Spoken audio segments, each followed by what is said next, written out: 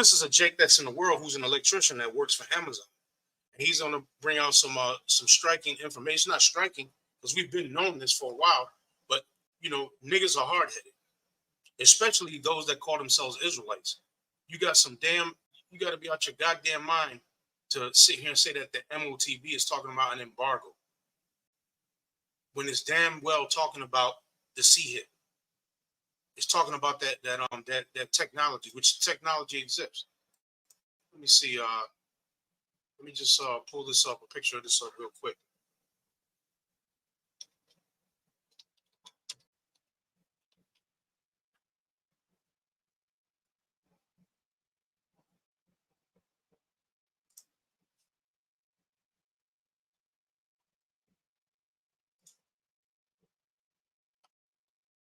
Right here, the size of a grain of rice. Right? This technology has existed. This technology existed since the 90s. Because back in the early 90s, I remember seeing videos where they would put this with a hypodermic needle in a dog right here. They show it be put in the back of the dog's neck or a cat, snake or whatever. And then they scan them and they were able to track them. Since the early 90s, this technology has been around, but it wasn't implemented. They didn't have the infrastructure to implement it. Now the infrastructure is in place for them to implement this now. See, back in the days, the infrastructure wasn't here for this, but they had this technology. They were honing it. Especially 4 years ago when they put up those 5G towers every year, everything is linked in now. Everything is a GPS technology everywhere you go. Your cell phones, your computers, your laptops, even your credit cards that you use, that chip in it is a part of that GPS technology. Anytime you swipe, boom, it pops right up on the computer screen. You just bought something here in Oklahoma. Or you booked a flight and now you're flying over to Jamaica. Now you're buying some food at a restaurant in Jamaica. It all pops up because everything is digitized now. This technology was around since the 90s, mid-90s, but the infrastructure didn't exist for it yet.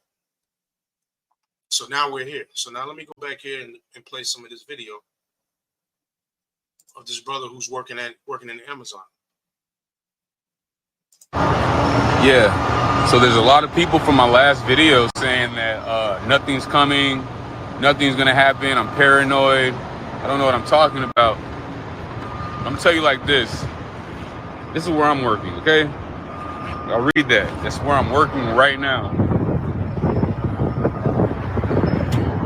The man who owns that company, I'll say Shelon Tusk. Y'all know Shelon Tusk. Find the rhyme, the rhythm. He has us working 12-hour shifts, 7 days a week. I'm an electrician. I wire up all the machinery that they're using to build the trucks. I'm wiring up all the machinery that they are using to build these robots, okay? We are working 12 hours, 7 days a week. I have worked for TikTok. I have worked for Amazon.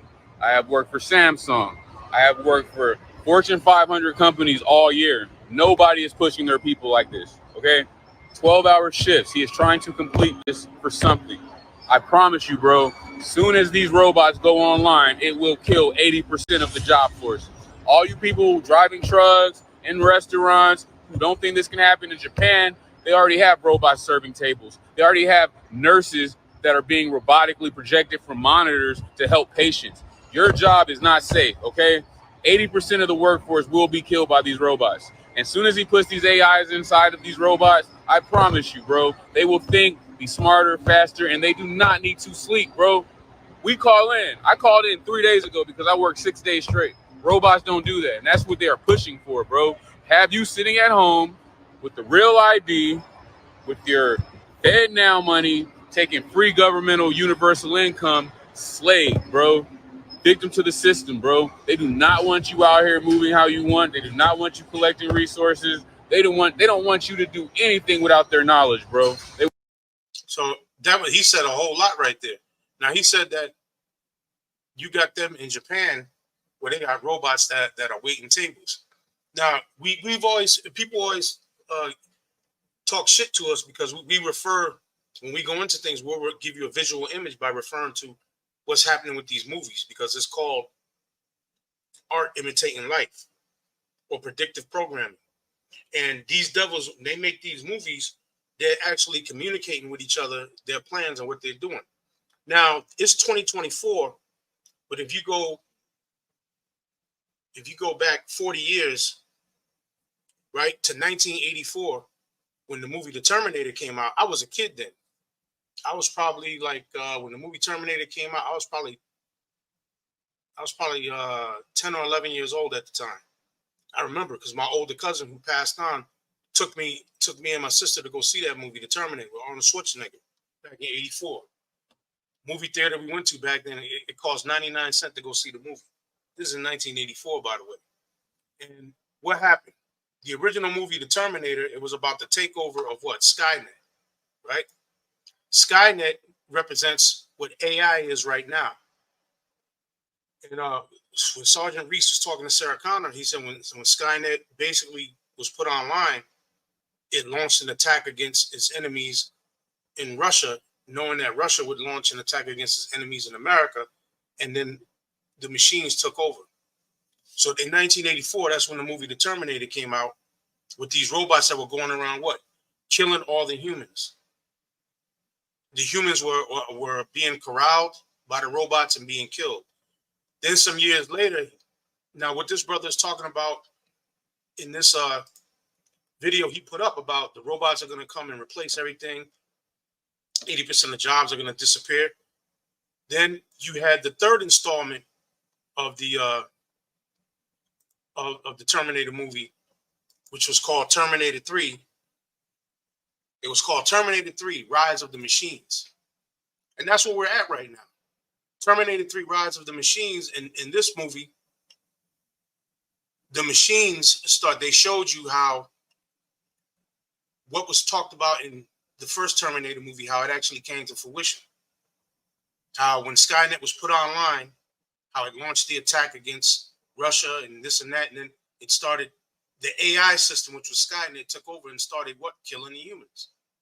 Terminator 3, Rise of the Machines, when that came out, this came out, I think, in 2003. Terminator 3, Rise of the Machines, I think that's when that movie came out. I think it came out in 2003, right?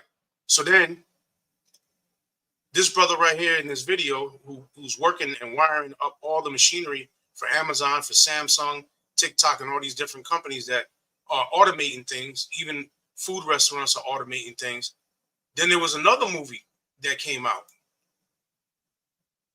which was I, Robot with Will Smith. And in this movie, the same thing, robots. Robot technology, the robots got to the point where the robots could perform tasks same, exactly, or even better than humans. And people had the robots as like their helpers, so to speak. But then the AI system, Vicky, which all of these machines in the movie, NSA, whatever was linked to, basically was a AI system that took over. And that's where we're at right now. And you people, a lot of you out there, you're a bunch of goddamn fools. This is predictive programming. They've been talking about this, and now they're doing it. Now we're at the point where they're implementing this. The same thing in the movie I, Robot. Then the AI system basically was putting everybody on a curfew.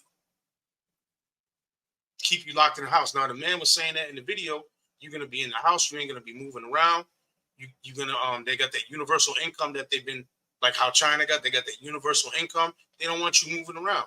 They gave you a taste of that 4 years ago during the pandemic.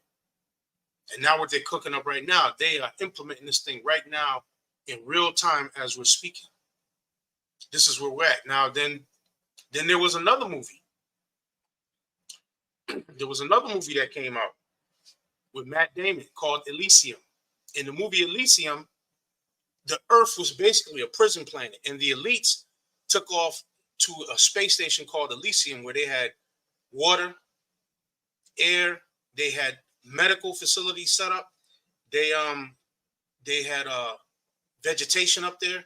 That's the whole reason for them going back and forth with the space station and all that, to see how long the human body can exist in that environment out of space, because in outer space, all the elements are spread out. The elements are all spread out.